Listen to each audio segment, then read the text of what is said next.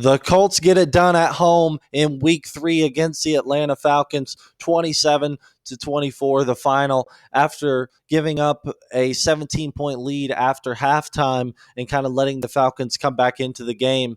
The Colts found a way to win the football game and bleed out the clock there in the final minutes to seal the game for the Colts and put them 2-1 on the year after 3 weeks and ahead of the AFC South.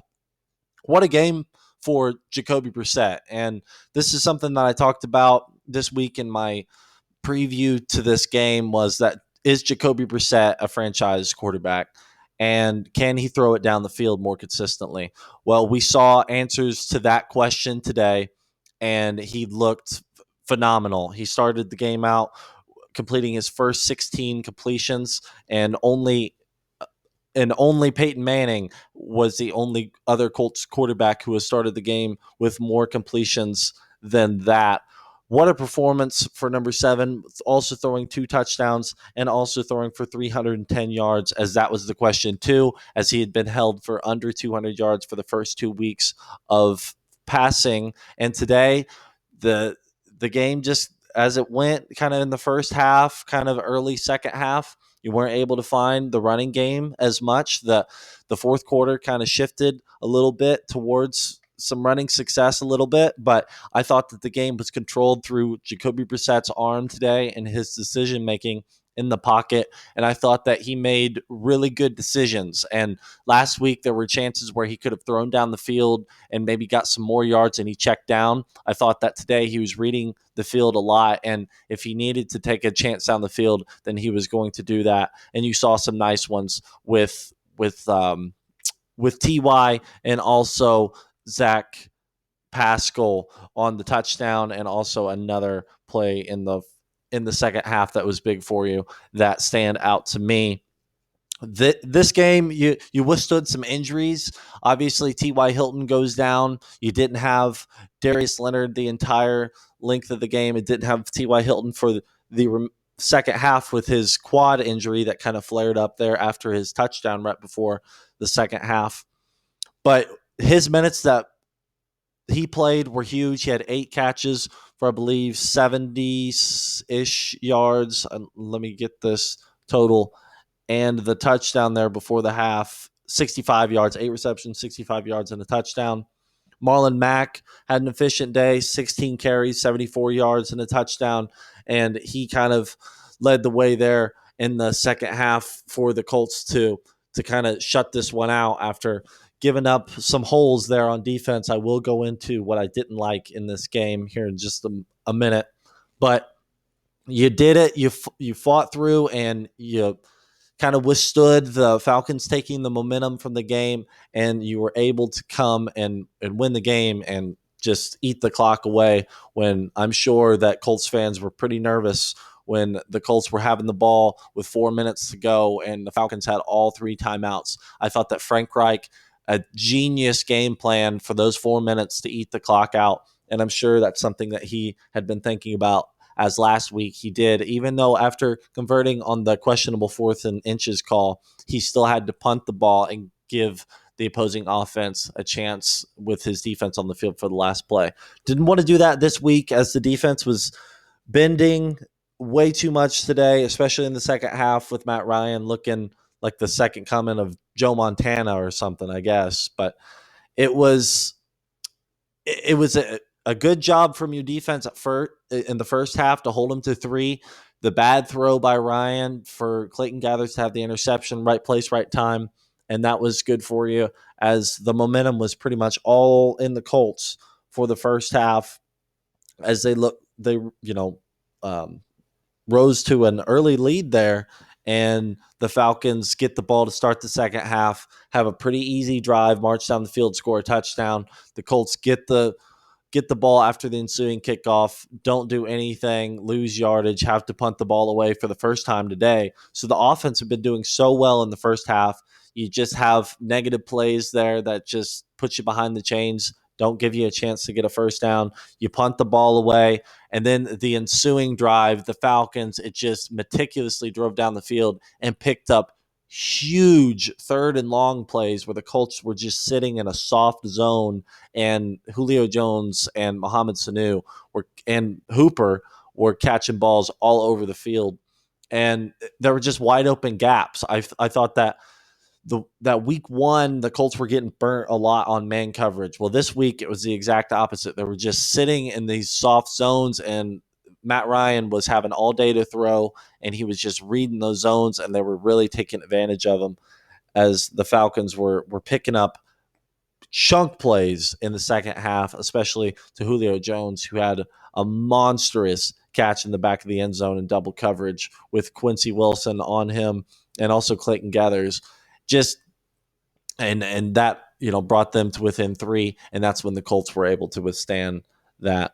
My reaction from it, I expected the Colts to get this game. It was one that you kind of had a little question mark about just because of the offensive firepower for the Falcons, but I thought that the Colts were able to stand in there, and that's what you see today, how good the offense is. They're able to withstand some punches. The defense gave up some big plays today and some touchdowns when they really shouldn't have, and you were still able to score enough points to stay with them and inevitably win the game by 3. Came down to the very last minute, and I think that looking back at the tape, they're going to find ways where they could come out, and this is exactly what they did last week too.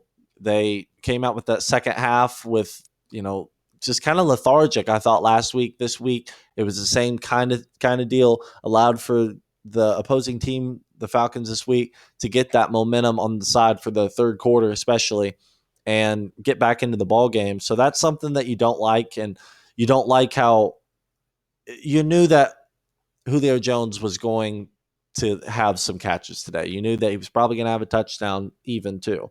But I just thought it was way too easy, that there were just way too many good looks from Ryan. He just was staying upright today. The Colts didn't get a sack.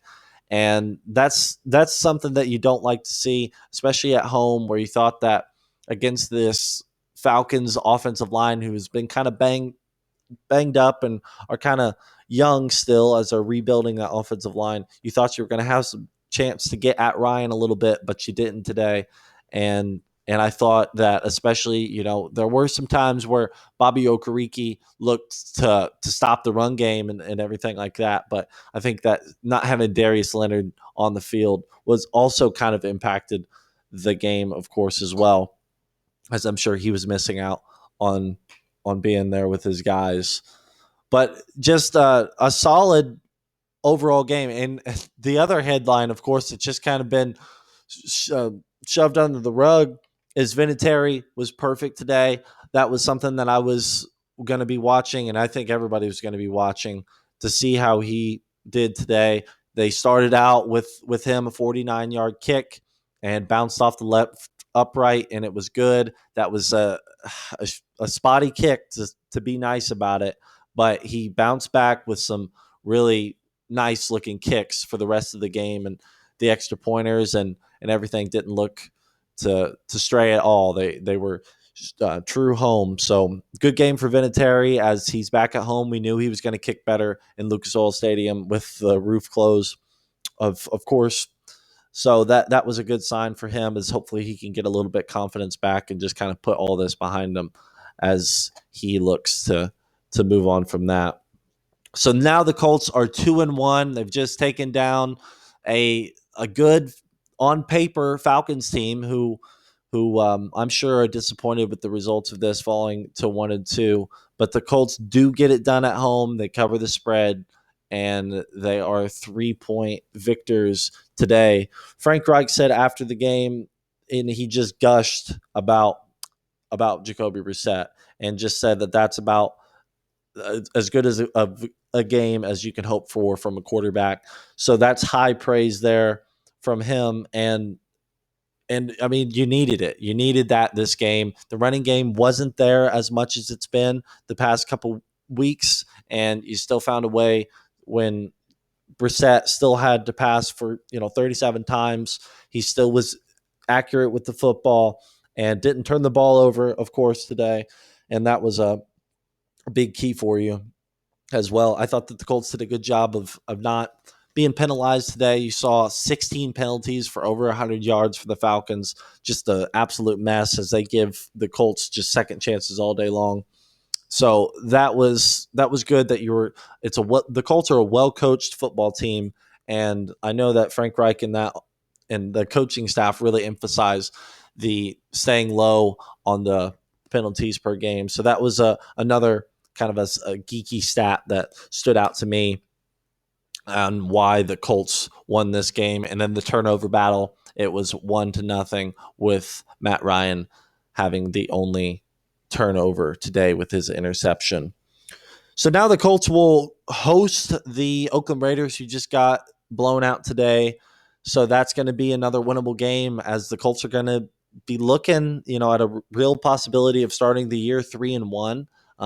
We'll get to there when we get to it, as I'll break down that game later this week. But really great stuff as you're 2-1 now. It's unbelievable to think that, a couple weeks ago, if you would have told me the Colts would be 2-1 without Andrew Luck and you'd be walking away with also a divisional game there, that's, I don't know if I would have believed you. I would have hoped so, but that is great news, as the Colts really are showing that even without Andrew Luck, Jacoby Brissett is showing strides that he can be the franchise quarterback.